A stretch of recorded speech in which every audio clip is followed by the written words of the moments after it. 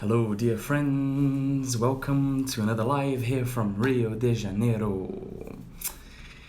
I am here with, of course, my best friend and loyal watchdog of our studio.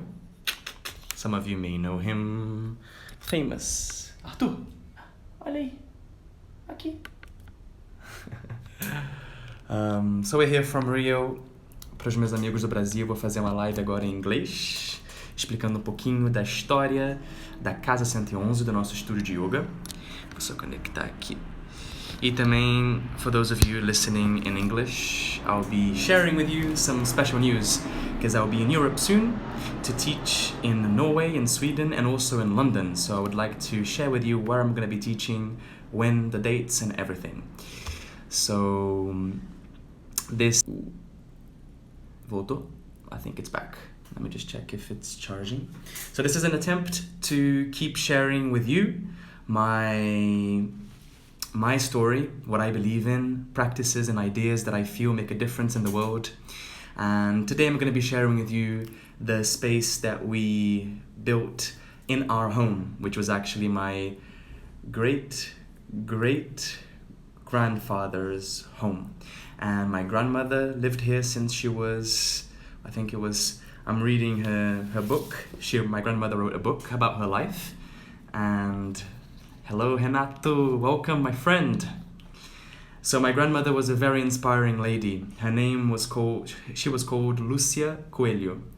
And this is her. She wrote a book about her life, and it wasn't edited and put out to the world, but basically she wrote the story of this neighborhood, which she was part of, and the story of her life as a theater director, as an actress, as a writer, and as an educator for children. And this house has been part of her life as well. 1 second.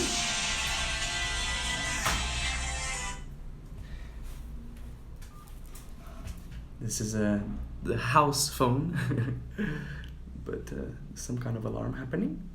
So yeah, basically this is, my grandmother was born here and raised here. I was born here and raised until I was 5 years old. And now we've opened it for it to be a place of healing, of yoga and therapies. But so the idea is to keep sharing with you these practices that make the world a better place. And this video is going to be here for 24 hours, and also in the YouTube channel that I'm slowly putting more and more things there as well. Oh yes, so for those of you who live in Europe and live in London, I'm really excited to tell you that I'm going to be teaching in London. I'm going to be arriving in London on the 15th of September, so I'm going to be covering a few classes around town. But workshops put it in a diary. It's going to be on the 21st of September at Yoga West, which is in Acton. It's going to be an inversion workshop. So if you know anybody who lives in London and may be interested in learning inversions, then spread the word. And on the 22nd of September, it's going to be at Yoga Rise, which is the venue that they have in Streatham, also about inversions. And there are more news to come, but I'm going to be teaching in Norway, in a city called Bergen, and also in Sweden, in Stockholm. And that's going to be in September, the beginning of September. But for those of you who live in London, my friends in London, then spread the word for these two workshops, 21st and 22nd of September. All right, let's rock and roll. Message here if you have any questions. Message here where you're listening this live from. I am very excited to be using this platform now as a way to connect to you who is seeing this video. So yes, basically this is our dream come true studio. I'm going to get a flyer for you to see. It's called Casa 111. Casa 111. And the name of The studio is basically because it's our house, our casa, and 111 or 111 is the street number of the house in this main street here in the neighborhood called Urca. Let me just see if, all right.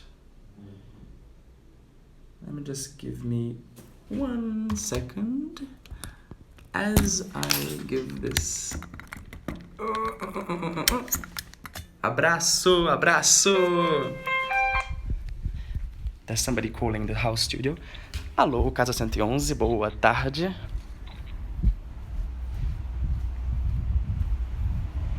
Ô, mãe, tá tocando aqui o celular da casa. Alright. So, this is, what was I saying? Casa 111, yes, Casa, it's a house, and 111, it's the street number on the main street here. Some of you know that I've also started this endeavor with my mother, who is here present. There she is. Nanda Coelho. And so for those of you who know, I'm also half English and half Brazilian. My mum married a gringo. My mum married an Englishman, and this is the result. And it was a very good result, actually. So, I have lived in London in the UK for overall 7 years, and decided after 4 years of living in London and teaching in London full-time to move back to Brazil to open the yoga studio, our yoga studio. And one of the main reasons why I decided to do that, because I wanted to, one, reconnect to my home after that amount of time living abroad, and also because I was just basically running around London, and I'm sure those of you who teach yoga or live in London know that it's a stressful life. And even though I was teaching yoga and meditation and healing, I was like so stressed and just lonely and feeling like more and more my spirit needed the connection to nature and to home. And when the idea of the studio came, we were like, all right, let's make it work. So we got all the paperwork to make this happen. It's a very residential area, so it took a little process for it to be approved. And when it was, we decided, I finished my master's degree at SOAS. Some of you know School of Oriental and African Studies. As soon as I finished the master's, I was like, all right, I'm out. And we basically did a construction work for this whole downstairs area, which was, here was a kitchen, there was my bedroom, and then we opened for it to the living room, so we broke down all the walls for it to become the studio that we now have today. And this neighborhood, some of you know Rio, maybe you've heard about the Sugarloaf Mountain. It's one of the postcards, I'm gonna just get it on the laptop. Postcard places in Rio. Who has been to Rio? Then right here, Sugarloaf Rio. It's a very beautiful, powerful mountain in the Zona Sul, in the south zone of Rio. And Urca is the neighborhood that basically is below the Sugarloaf Mountain. It's, okay, let me get it for you so you can have a look. This thing is, okay, got it. This is the Sugarloaf Mountain. For those of you who don't know, maybe you've seen it before. Yes or yes?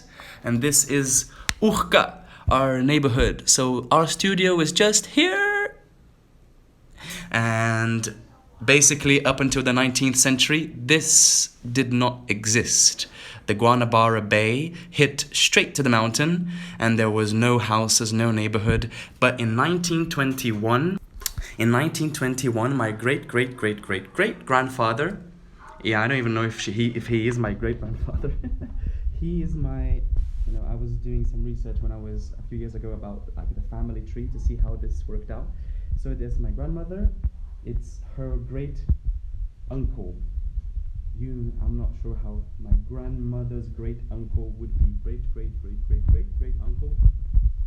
His name was Oscar de Almeida Gama.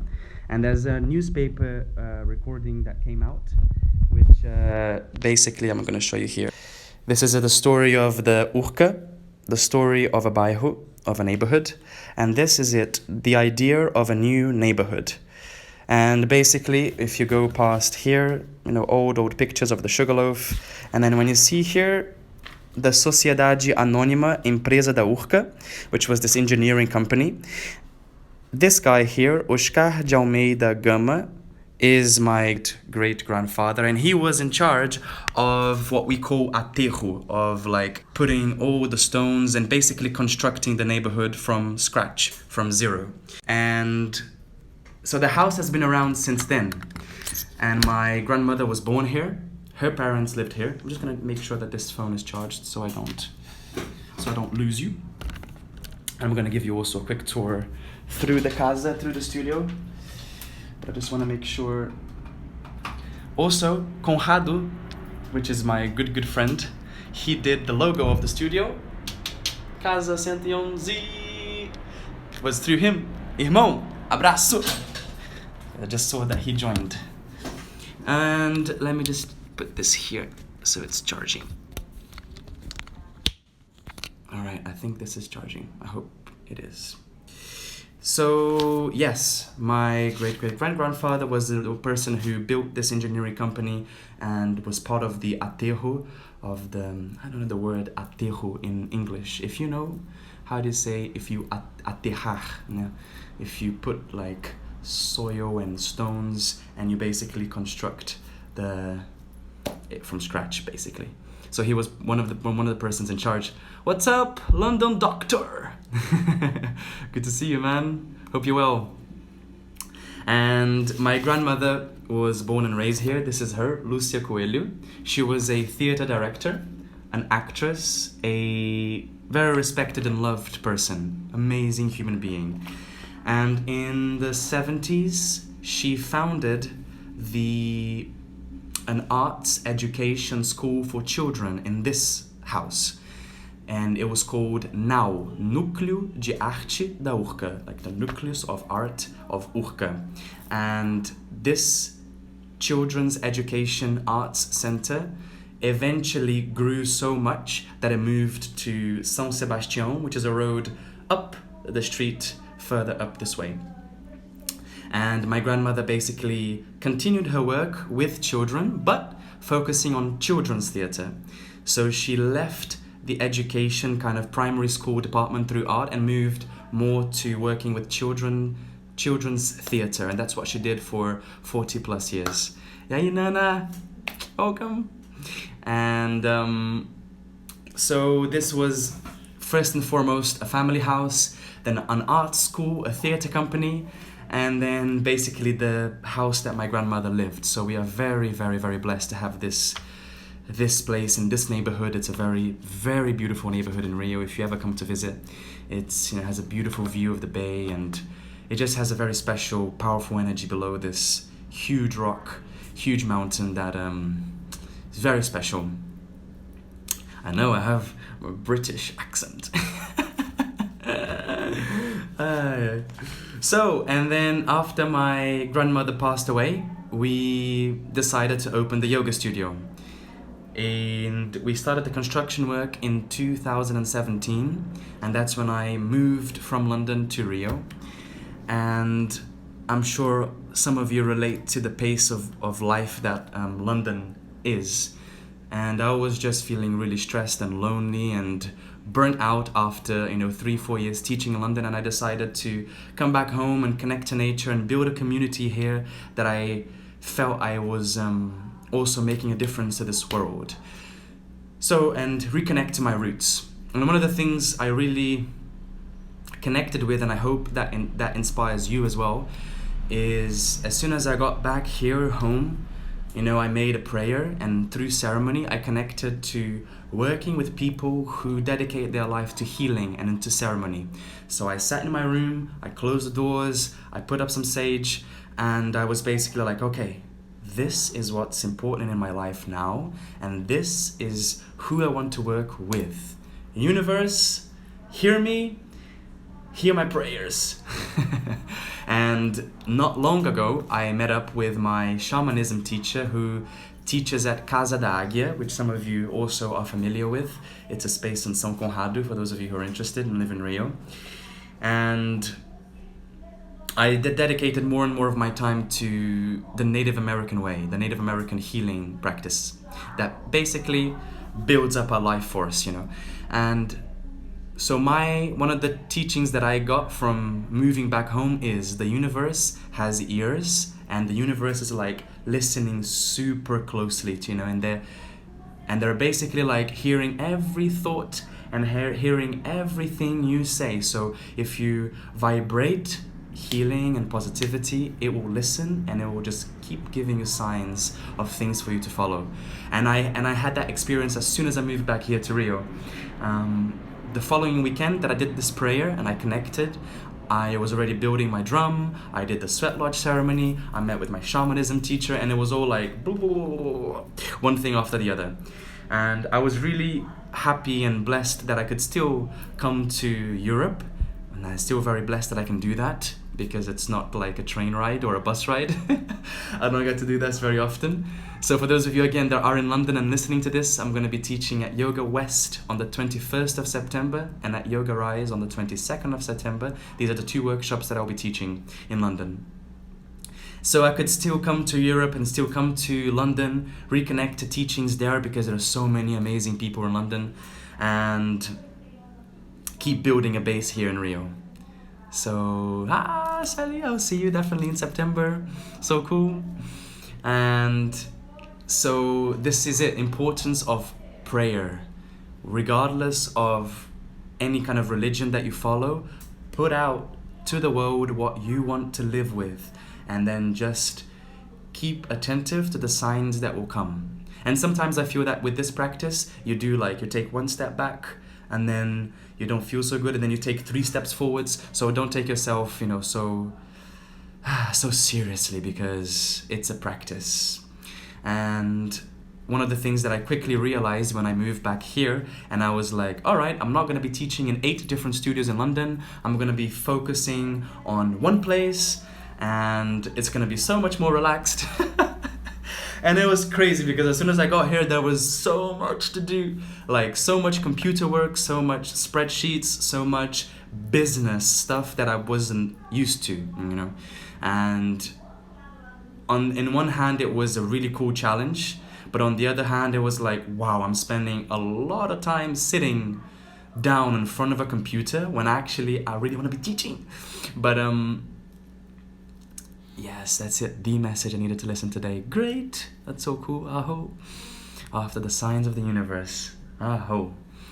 So I quickly realized that, having a business is not easy. It requires a lot of background work and a lot of time management. And I learned that the hard way, probably 4 months ago. Maybe a bit more. It was like February, March this year. I don't even know. We're already in August. We're already at the end of this year. The year finished. So it was, sometime around February, March time.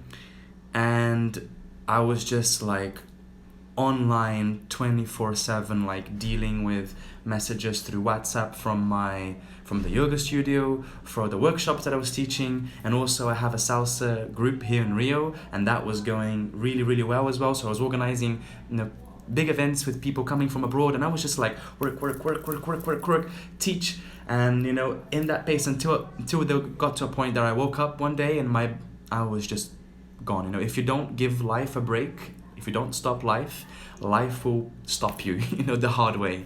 And that's what happened. I woke up like in the middle of the night, chilling and like with cold and then sweat. My whole body was like fucked up basically. And there was actually one person who, I'm going to show you the studio in a minute, who works in the massage room at the back of the Casa, and he works with shiatsu. And I was like, please my friend, touch me. And it was literally burnout. It exactly that, it burned out totally, And I was spreading healing and meditation and yoga, and that's what I was needing the most, So, and when I lay down in the massage table in the massage room that we have here, I just started to cry so much. So much because I had realized that that was probably the second time within a year and a half that we have the studio that I was being worked on. I have a massage room in our studio that I don't use. What the fuck? I have to take care of myself. So if you're listening to this, I hope that inspires you to arrange a time in your day that you can stop, take a couple of breaths, or arrange a massage, or do an exchange with somebody that you know. Like if you teach yoga and you have something to give to somebody else who perhaps works with massage or whatever. You had the same thing. I had the same massage and totally lost it. I cried, that's it. I was like gone. But it was a really important time for me because it was like wake up call, something needs to shift. I need to shift my priorities, and I'm still working through that. I'm still learning so much. Like I said, there'll be times that you take a step back and then 3 steps forwards, and that's, I feel, part of the healing process. So I hope that when you listen to this, you arrange your day today, that you do something that makes you feel really good in a really deep way.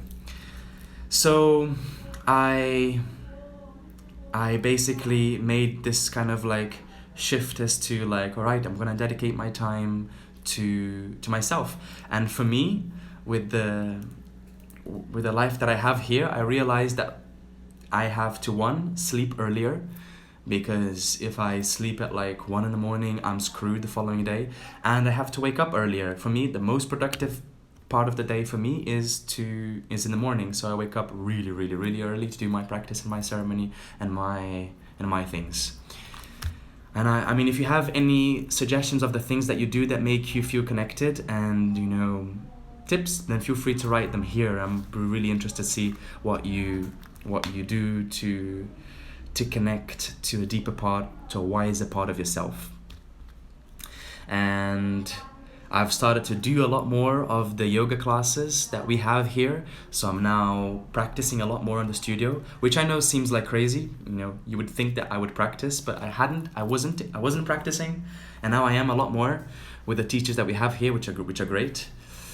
And basically feeling more and more connected to my body, and it feels really, really, really great. Yoga, that's it. Yoga. So that's part of the journey that I'm going through. And for those of you who work with healing, with connecting to people in a genuine, like in a truthful way, one of the other things that I really felt connected to me was like, what is the message that I want to give? Say, if somebody walks into your room to learn something from you, whatever it is that you work with, what is the number one thing that you want them to learn through you? And when I thought about that, and when I did some of my writing and meditations, I realized that I actually was spreading the word for something that I needed the most. And that's, I think, that's usually the case. We teach what we need to learn. We teach what we need to practice. And I think that's because that's what makes the teaching so much more powerful, when you see somebody, a teacher of yours, and you can see that they practice what they're saying. That's really, really cool. And I've realized that, and that's one thing that I've been learning a lot through my mum, who's my partner, which is also a challenge. Obviously, I have my mum, who is my mum, and also is my yoga studio, manager, partner, and that's a really fine boundary to tread on. Yay, where are you? Yay, Beatriz from São Paulo. We teach what we need to practice. Aho, from São Paulo, aho. I'm just reading, absolutely. Our job is we do a lot of give. Aho, yeah, we need to take some for ourselves. Uptake. And as I was saying, about my mum, we have to basically set a relationship of a lot of truthfulness. And one of the things that I've been learning a lot through her is just the joy that she has in life. And one of the things that I realized seeing her and learning through her is that the most joyful people that I have met, they have one thing in common. What do you think it is? So I'm just gonna take a few breaths. What do you think that the happiest people lean into to have a life full of joy?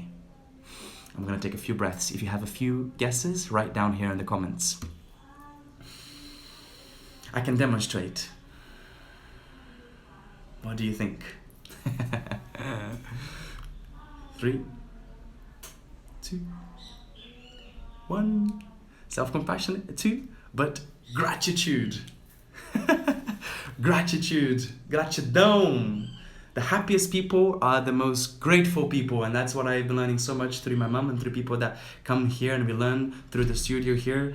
They're grateful for the ordinary things, and that's amazing. So if you're listening to this and you have someone or something that you're grateful for in your meditation when you do it, and you have that moment that you take care of yourself, then do that. Meditate on gratitude for somebody in your life that you have or that you are grateful for. And again, the universe is with the ears open. So when you vibrate this energy, the universe is hearing and it will just give you signs. Aho! Alright, I'm gonna finish with a short meditation. And exactly, grateful for the small, ordinary things. And I was actually, if you know Brené Brown, perhaps maybe you know her. I'm not sure. Do you know her, Nana? I'm not sure if you know her as well, Sally.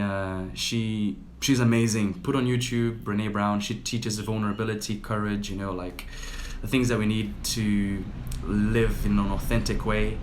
And she says that it's the small, ordinary things that we should pay attention to. And actually, when we chase the extraordinary things, and only then we'll be grateful, and only then when we have this huge thing, only then we're going to be grateful. She has a Netflix documentary, exactly. Watch her TED Talk, exactly. She's fucking awesome. She's written a few books. I haven't read her books yet, but she's cool. She has some really, really cool things to share. So yeah, maybe it's another tip for us to stop chasing the extraordinary and start connecting to the beauty in the ordinary things in life. Okay, so before we finish with a short meditation, I just want to give you a quick tour of the house. Hopefully this phone is charged. So I'm gonna move with this. Yeah, exactly. Hugh is a really great documentary as well, for those of you who are listening to this. Alright, first we're gonna start with the tour of the house with the most important person. The greatest, the only, the one and only. Not me. It's not my mom. Not me. It's this one. Hey, meu Deus. Oi. He's the true yogi of the house, and this is obviously, as I mentioned, my mom. So I'm gonna give you a quick tour through the house. This is our reception. We have also at the shopping center of the house. So if you feel like, meditation is not filling that void in your heart and you want to spend money, then binge on all the japamalas and all the things from India and all the crystals and things from everywhere in the world. One of our students, she makes this ceramics things. She's called Paish. She's amazing. So if you live in Botafogo or close to Botafogo, check her out. She has a shop in Botafogo, which is really, really cool. If you need swimsuits, we have swimsuits or yoga clothes. Pick and choose. Okay, once you basically walk in the front door, this is the outside area. Maybe it's easier if I show you facing the other way. Let me just take this phone out. Come with me, phone. 1 second. Okay. All right, so this is it. This is the entrance once we go in through the corridor of the Casa. And that's the Sugarloaf just there. It's a beautiful day in Rio. Once you go through the main entrance and you walk through here, That's the massage room that we have there. I'm not sure if it's actually ready for use, but this is usually we have the massage table here, or consulta, some private sessions, that happen with one-to-one clients, and an area to chill and wait between classes. And this is the entrance towards the reception. And as you can see, we have somebody guiding us. Okay, come on in. Yes, sure. All right, follow me. All right. And this is the panel of the events that we have. So if you are in Rio, I'm teaching a yoga and shamanism on the 17th of August at 10 o'clock in the morning. It's going to be an amazing class on forest yoga, Native American healing. For those of you who have been following us since the beginning of the live, you know that this used to be the house where I was born, the house that my mother was born, my grandmother was also born and raised. So this used to be the kitchen of the house. That used to be the kitchen, and which became, well, there's still things that happen there, but then this is now the reception with the shop. We have 2 bathrooms, one with a shower, and if you notice, it used to be our house, so it was only one big bathroom, which you can see by the window. You can see by the window, it's basically one window from one end to the other. And there was basically put up a wall so we can make it into two toilets, one with a shower. Here is an area that we change clothes, and we have some books as well. Students can put their mats here and get changed behind there. And then this is the entrance towards the studio. All right. It's in Brazil, in Rio de Janeiro. So this is the studio. We have this painting that was inspired by my mum. The mats hang here. We have all the stuff that usually we have in the yoga studio. And we can fit roughly up to 18, maybe if we squeeze 20 people, then we can squeeze maybe 20 people. But yeah, this is it. It's just, yeah, outside area, and this is where usually people walk in through the main door. All right, so we're gonna just walk outside to show you. So this is Urca, the neighborhood, and this is the studio. Thank you, Sari. Number 111. If you know people who are coming to or visiting Rio and need a place to practice, this is the place to be.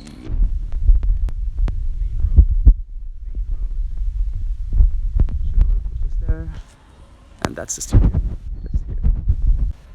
Yeah, this is it. And that's where people usually walk through. Walk-in, entrance. They can either walk in through here, or they can walk in through there at the back. Obrigado, Nana, por todo o seu apoio. Vem pra cá mais. Saudade de você. So we're going to finish today with a meditation. So if you're around and you can arrange yourself to sit for a moment in a meditative, comfortable position, then do that. Alright, I'm just going to position myself here. So once you arrange your body and arrange yourself in a way that feels good, just close your eyes for a moment. And just take a breath in through the nose and exhale through the mouth, like a slow exhalation.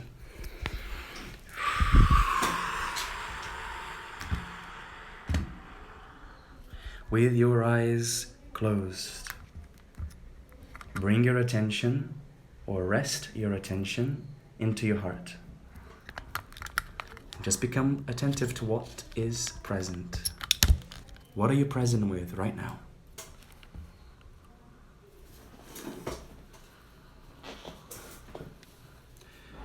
Moment by moment, without trying to change the way that you feel.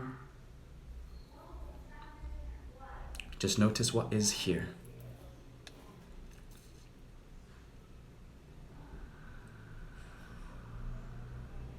At any point throughout this meditation, you're welcome to take a breath in through the nose and again out through the mouth.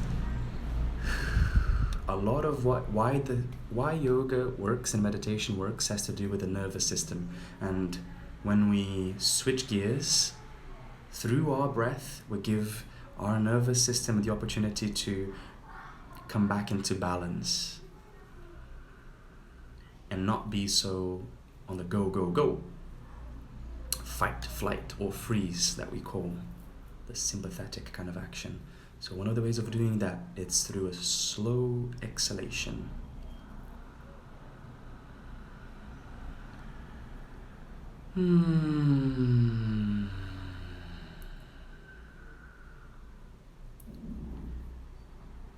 Now that we've become more attentive to what is here, strengthen the energy behind your breath. If you know the Ujjayi breath, it's a great way to create that restriction at the back of the throat to listen to the sound.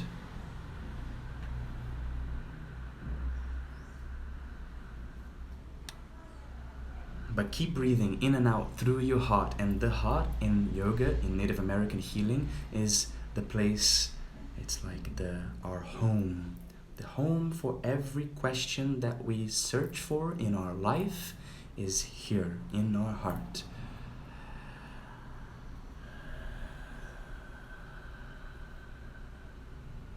So take that step. Connect to your breath in and out through your heart.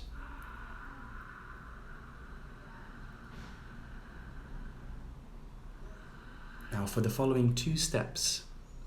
Number 1, you connect to someone or something, as we briefly mentioned throughout the live, that you are grateful for.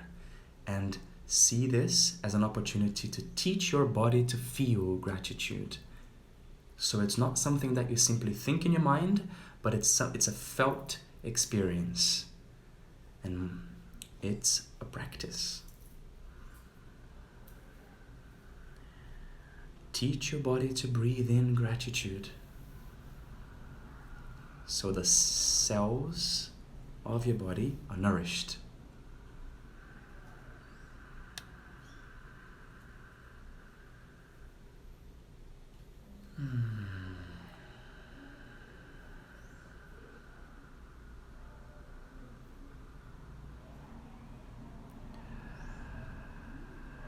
Now, keep this quality of attention and of energy and bring into your meditation your spiritual guides, those that protect you, your guardian protective angels, or simply breathe in a deeper way that you feel more connected to your personal strength and to a space of safety, a space of feeling really safe to go that layer deeper.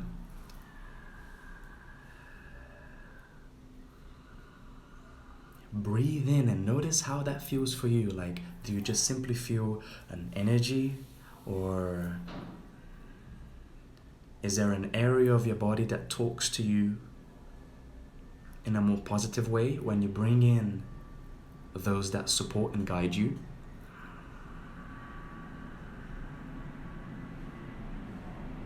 And if you're not so familiar to that, just connect to a quality of energy that is holding and supporting you. Take just a couple more breaths like that.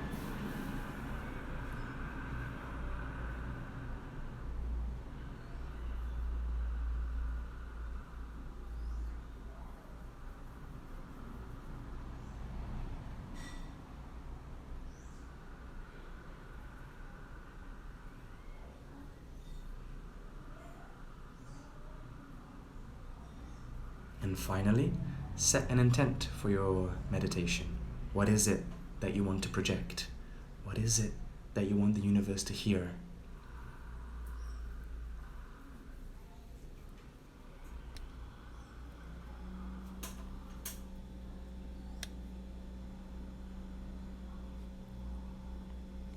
Take a breath in through the nose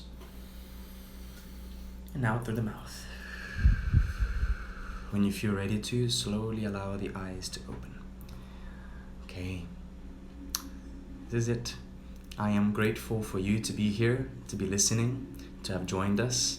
This is it. I feel that if we if we are to make a difference to the world, first we learn how to build our personal strength. And that's what I feel healing truly is. Whatever it is that you do, if it's just listening to music or connecting to the stars in astrology or breathing deeply in the yoga mat. So once we do that, once we fire up and once we feel full and less desperate or less needy, and my teacher says that, when you feel full and nourished, you're less desperate, you're less needy, you're less thrown around so easily. So once we do that, then we learn how to serve others. And that's in yoga, the bhakti, the sharing, the devotion side of things, that once we make a difference to other people's lives, we are also touching our heart in a deeper way. So I thank you for your presence. And thank you, Sally. I'll see you in September. Thank you, Nana. And I will see you next week. I hope to be here again, talking about more yoga and healing related things. Again, if you don't follow us still on Instagram, we have the Instagram, which is @ Casa 111. We have lots of different styles of yoga and workshops and teacher trainings. And I hope that you enjoy this live. This is something that is super special to us. It's part of this neighborhood, which is part of the city, and truly, blessed and grateful. If you have any questions, let me know. Thank you, and I will see you next time. Ciao.